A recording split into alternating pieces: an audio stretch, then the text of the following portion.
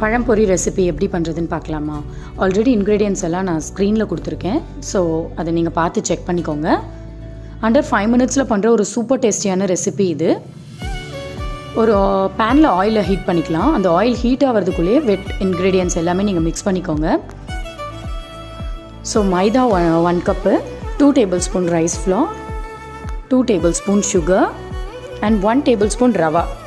Rava usually add பண்ண மாட்டாங்க, அந்த கிறிஸ்பினஸ்க்காக நான் ஆட் பண்ணியிருக்கேன். சால்ட் ஒரு 1/2 table spoon and turmeric powder ஒரு 1/2 டேபிள் ஸ்பூன் ஆட் பண்ணிக்கோங்க. ஸோ இது எல்லாத்தையுமே நல்லா மிக்ஸ் கொடுத்துக்கோங்க. மிக்ஸ் பண்ணிவிட்டு கொஞ்சம் கொஞ்சமாக வாட்டர் ஆட் பண்ணி ஒரு திக் பேட்டர் வர மாதிரி இதை ரெடி பண்ணிக்கணும். ஸோ ரொம்ப வாட்டரியாக இருக்கக்கூடாது. அதுக்கப்புறம் பனானா நம்ம டிப் பண்ணும்போது அது வந்து தனியாக போயிடும். ஸோ நான் இப்போ காமிச்சிருக்க மாதிரி நீங்கள் கொஞ்சம் திக்னஸாக ரெடி பண்ணிக்கோங்க பேட்டரை.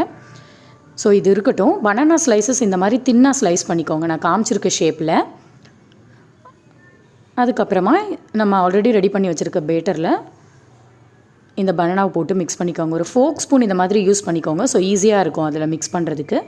அதுக்கப்புறம் ஆல்ரெடி ஹீட் பண்ணி வச்சுருக்க ஆயிலில் போட்டுடலாம்.